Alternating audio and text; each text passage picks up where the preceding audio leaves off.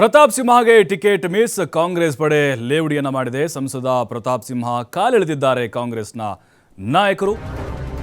Mysuru Kodagu ticket ಈಗ ಸಿಂಹಗೆ miss ಆಯಿತು. ಕಾಂಗ್ರೆಸ್ ಈಗ ಲೇವಡಿ ಮಾಡ್ತಾ ಇದೆ, ಕಾಲೆಳಿತಾ ಇದ್ದಾರೆ ಕಾಂಗ್ರೆಸ್ ನಾಯಕರು. ಒಬ್ಬೊಬ್ಬರೇ ವ್ಯಂಗ್ಯ ಮಾಡ್ತಾ ಇದ್ದಾರೆ. ಸಿದ್ದರಾಮಯ್ಯಗೆ ಕ್ಷೇತ್ರ ಇಲ್ಲ ಅಂತ ಪ್ರತಾಪ್ ಸಿಂಹ ಹೇಳಿದ್ರಲ್ಲ ವಿಧಾನಸಭಾ ಚುನಾವಣೆ ಸಂದರ್ಭದಲ್ಲಿ, ಇದೀಗ ಅವರ ಸ್ಥಿತಿ ನೋಡಿದ್ರೆ ಅಯ್ಯೋ ಅನ್ಸುತ್ತೆ ಅಂತ ಸಚಿವ ಭೈರತಿ ಸುರೇಶ್ ಹೇಳಿದ್ದಾರೆ. ಪ್ರತಾಪ್ ಸಿಂಹ ವಿಚಾರದಲ್ಲಿ ನನಗೆ ದುಃಖ ಇದೆ ಅಂತ ಸಂತೋಷ್ ಲಾಡ್ ಮರುಕ ವ್ಯಕ್ತಪಟ್ಟು, ಮರುಕ ಅಂತಂದ್ರೆ ವ್ಯಂಗ್ಯದ ಮರುಕ. ನಮ್ಮ ಸರ್ಕಾರವನ್ನು ತಾಲಿಬಾನ್ ಸರ್ಕಾರ ಅಂತ ಟೀಕಿಸ್ತಾ ಇದ್ರು ಇವರು. ಪ್ರತಾಪ್ ಸಿಂಹ ವಿರುದ್ಧ ಸಚಿವ ರಾಮಲಿಂಗಾರೆಡ್ಡಿ ವಾಗ್ದಾಳಿ ನಡೆಸಿದ್ದಾರೆ.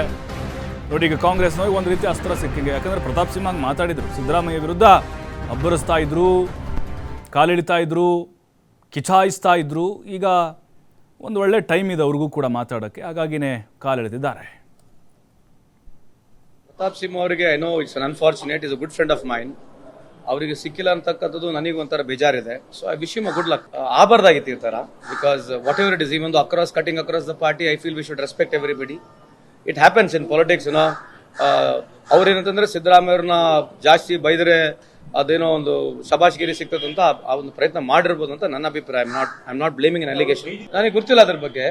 So I feel very sad for him. I wish because he has put so much effort for BJP and BJP-ಗೋಸ್ಕರ ಬಹಳಷ್ಟು ಹೋರಾಟ ಮಾಡಿರ್ತಕ್ಕಂಥವ್ರು.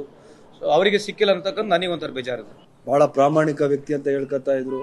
ಪಾಪ ಅಂತಹ ಮಹಾನ್ ವ್ಯಕ್ತಿ, ಉತ್ತಮ ಸಂಸದೀಯ ಪಟು ಪ್ರತಾಪ್ ಸಿಂಹ ಅವರಿಗೆ ತಾಯಿ ಚಾಮುಂಡೇಶ್ವರಿ ಪಾಪ ಈಗಲಾದರೂ ಅವ್ರಿಗೆ ಒಳ್ಳೆ ಸದ್ಬುದ್ಧಿ ಕೊಡಲಿ.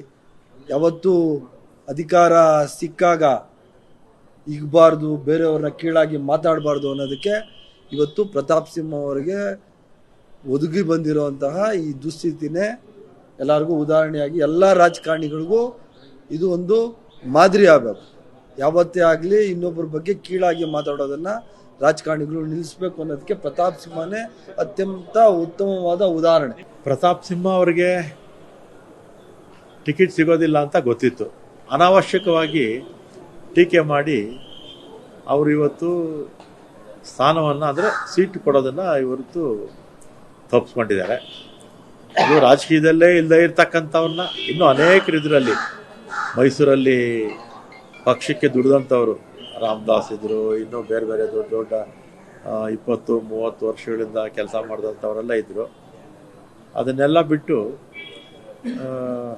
ರಾಜವಂಶಸ್ಥರನ್ನ ಒಬ್ಬರನ್ನ ಕರ್ಕೊಂಬಂದು ಇವತ್ತು ಸೀಟ್ ಕೊಟ್ಟಿರ್ತಕ್ಕಂಥದ್ದು BJP ಪಕ್ಷ ದಿವಾಳಿ ಆಗಿದೆ ಅಂತ ಇದರಲ್ಲೇ ಕೂಡ ಗೊತ್ತಾಗುತ್ತೆ. ಅವ್ರ ಪಕ್ಷದಲ್ಲಿ ಕಾರ್ಯಕರ್ತರಿರಲಿಲ್ವಾ, ಪಕ್ಷದಲ್ಲಿ ನಾಯಕರಿರಲಿಲ್ವಾ? ಒಬ್ಬ ಯುವಕರು ಅವರು ಕ್ರಿಯಾಶೀಲತೆಯಿಂದ ಕೆಲಸ ಮಾಡಬೇಕಾಗಿತ್ತು. ರಾಜಕಾರಣ ಅಂದರೆ ಒಂದಕ್ಕೊಂದು ಬೈಕೊಳ್ಳೋದು ಅಥವಾ ಸಮಾಜದಲ್ಲಿ ಒಡಕನ್ನು ಸೃಷ್ಟಿ ಮಾಡ್ತಕ್ಕಂಥದ್ದು ರಾಜಕಾರಣ ಅಲ್ಲ. ಸಮಾಜಕ್ಕೆ ಜೋಡಣೆ ಮಾಡಿ ಕ್ರಿಯಾಶೀಲತೆಯಿಂದ ಸಕಾರಾತ್ಮಕ ರಾಜಕಾರಣ ಮಾಡ್ತಕ್ಕಂಥದ್ದು ರಾಜಕಾರಣ ಇದೆ. ಅದು ಅವರಿಂದ ಆಗಿಲ್ಲ. ಯಾವ ಕಾರಣಕ್ಕೆ ಅವ್ರನ್ನ ಡ್ರಾಪ್ ಮಾಡಿದ್ದಾರೆ ಅಂತ BJPಯವರು ಕೂಡ ಸ್ಪಷ್ಟ ಮಾಡಬೇಕಲ್ಲ. ಲೋಕಪ್ರಿಯತೆ ಕಡಿಮೆ ಆಗಿತ್ತು, ಕೆಲಸ ಮಾಡಿಲ್ಲ ಅಂತ ಜನರಿಗೆ ಗೊತ್ತಿದೆ. ಅದಕ್ಕೆ ಕಾರಣಕ್ಕೆ ಡ್ರಾಪ್ ಮಾಡಿದಾರಾ, ಅಥವಾ ಪಾರ್ಲಿಮೆಂಟ್ ಹೌಸಲ್ಲಿ 3-4 ಜನರನ್ನ ಅವರು ಪಾಸ್ ಕೊಟ್ಟು ಒಳಗಡೆ ಕರ್ಕೊಂಡು ಹೋಗಿರ್ತಕ್ಕಂಥ ಆ ಇಶ್ಯೂಗೆ ಡ್ರಾಪ್ ಮಾಡಿದ್ದಾರೆ. ಅವ್ರಿಗೆ ಯಾಕೆ ಮಾಡಿದ್ದಾರೆ ಅಂತ BJPಯವರು ಕೂಡ ಸ್ಪಷ್ಟ ಮಾಡಬೇಕು.